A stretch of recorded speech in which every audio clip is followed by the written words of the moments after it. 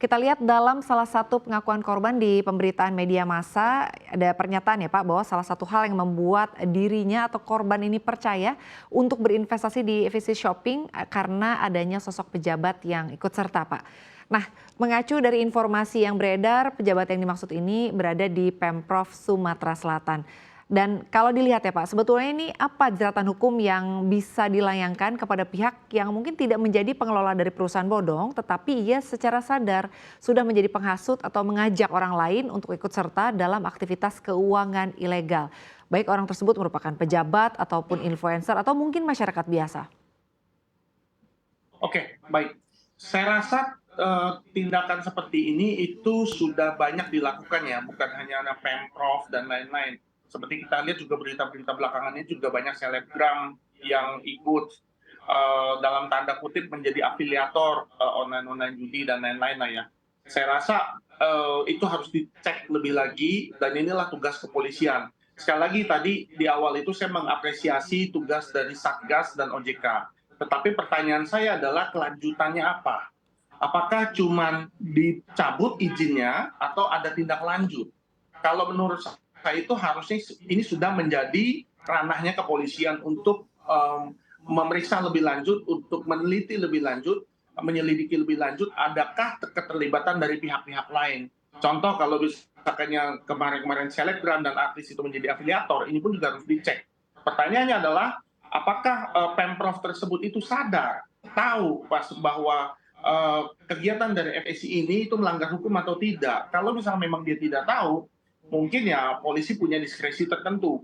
Tetapi kalau misalkan memang dia tahu, ya itu harusnya bisa dikenakan pasal 56, bukan 55 loh ya. Kalau 55 dia turut serta, ini kaki tangan yang menjadi satu di dalam tindakan kejahatan yang dilakukan oleh pelaku utama.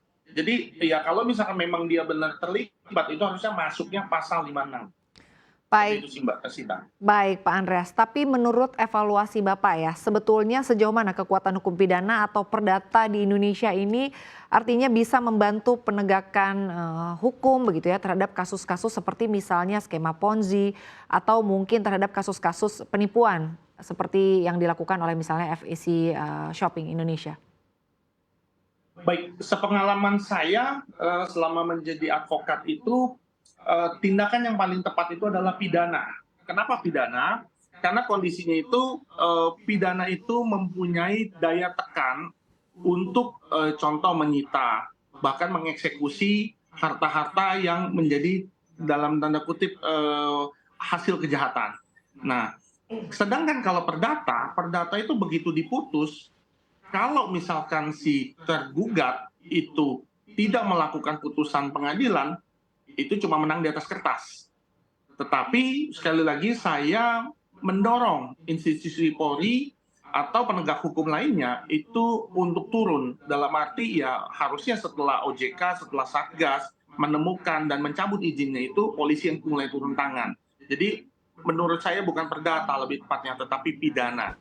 Apalagi ada wacana dari pemerintah itu setelah tindak kejahatan itu ingkrah, itu harta-harta semuanya itu dimiskinkan. Itu saya setuju sekali. Jadi harta-harta aset-aset dari si pelaku kejahatan itu disita, kalian. Bahkan sampai harta-harta pribadinya. Baik Pak Andreas. Baik Pak Andreas, lalu selanjutnya jika suatu saat ada situasi ya di mana artinya e-commerce ini pada awalnya menjalankan bisnis sesuai dengan izinnya, tapi kemudian beberapa waktu berjalan begitu ya menjalankan bisnis tidak sesuai dengan izinnya, artinya melakukan skema Ponzi atau melakukan cara-cara lain begitu ya untuk bisa menghimpun dana masyarakat, tindak pidana seperti apa yang bisa dikenakan kepada perusahaan tersebut? Ya, sekali lagi tergantung izinnya apa. Kalau izinnya itu dia perdagangan tetapi dia menghimpun dana, itu jelas undang-undang perbankan pasal 46 itu sudah sangat jelas. Nah, begitu juga bagaimana dia menjalankan usahanya, bagaimana dia menjual. Ada yang namanya MLM, itu skema piramida. Itu jelas sekali di dalam undang-undang perdagangan pasal 9 itu dilarang menjual barang dalam bentuk piramida, skema piramida maksudnya saya ya. Tetapi kalau misalkan itu terjadi di pasal 105 itu juga jelas bahwa skema piramida itu hukuman itunya bisa mencapai di 10 tahun. Sedangkan di undang-undang perbankan sendiri, selain kena di 15 tahun, dia bisa kena juga tindak pidana pencucian uang. Jadi harusnya secara hukum kita khususnya hukum pidana itu sudah sangat jelas dan harusnya itu membuat kapok. Tetapi ya mohon maaf sekali lagi, namanya maling, dia kan terus berusaha untuk mencoba, siapa tahu dia bisa lolos seperti itu. Baik Pak Andreas, lalu mengamati Pak terkait dengan cara-cara e-commerce ya untuk semakin meningkatkan transaksi, artinya transaksi jual dan juga transaksi beli. Untuk saat ini kan banyak juga yang melakukan artinya diskon-diskon tipuan atau bahkan mungkin produk yang tidak sesuai dengan apa yang diiklankan atau yang ditawarkan. Nah sebetulnya apa yang bisa kita pelajari dari situasi seperti ini? Artinya kan tidak, tadi seperti di awal ya, tidak semua masyarakat ini cukup jeli untuk artinya membaca atau mencermati term and condition-nya begitu ya, perlindungan apa yang bisa didapatkan oleh konsumen, lalu juga kepada si penjual sendiri. Artinya apakah memang selama ini ada hukum atau celah yang memang kosong, ruang yang kosong sehingga mereka tetap dapat melakukan artinya tindakan-tindakan penipuan tanpa ragu. Pak Andreas silakan. Baik, sebenarnya secara hukum tidak ada ruang yang kosong untuk perkara-perkara seperti ini. Secara hukum tidak ada yang kosong. Namun yang kosong itu adalah pengawasan atau bagaimana masyarakat itu, ketidaktahuan masyarakat terhadap barang-barang atau tindakan yang dijual oleh si pelaku.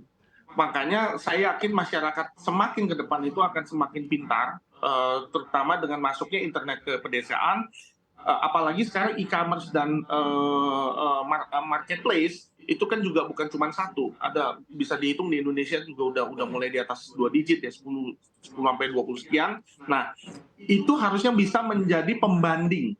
Jadi juga masyarakat juga saya himbau juga untuk mencoba untuk berpikir secara logis. Misalkan di tempat ini ditawarkan atau di bank itu ditawarkan investasi dapat bunga sekian. Tetapi kok ada yang melebihi sekian itu. Nah, ini yang harus diketahui. Tapi sekali lagi, banyak juga masyarakat kita udah tahu itu risiko. Jadi mereka katakan itu high risk, high gain. Jadi mereka bersedia untuk mengambil risiko tersebut, tetapi nanti giliran gagal bayar atau nanti ada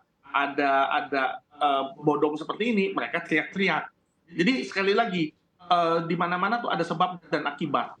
Sebabnya itu adalah keinginan masyarakat atau keserakahan masyarakat untuk lebih cepat mendapatkan uang atau untung lebih besar, segala macam cara ditempuh. Nah, akibatnya adalah ya makin banyak pelaku-pelaku penipuan yang memanfaatkan keinginan dari masyarakat yang untuk meningkat secara cepat gitu. Baik Pak Andreas, artinya memang fungsi pengawasannya perlu ditingkatkan lagi ya Pak Andreas, dan juga penting bagi masyarakat untuk terus mencari tahu, menggali informasi mengenai jenis-jenis e-commerce, bagaimana berinvestasi yang baik, dan agar kasus-kasus seperti ini tidak terus terjadi ya Pak Andreas.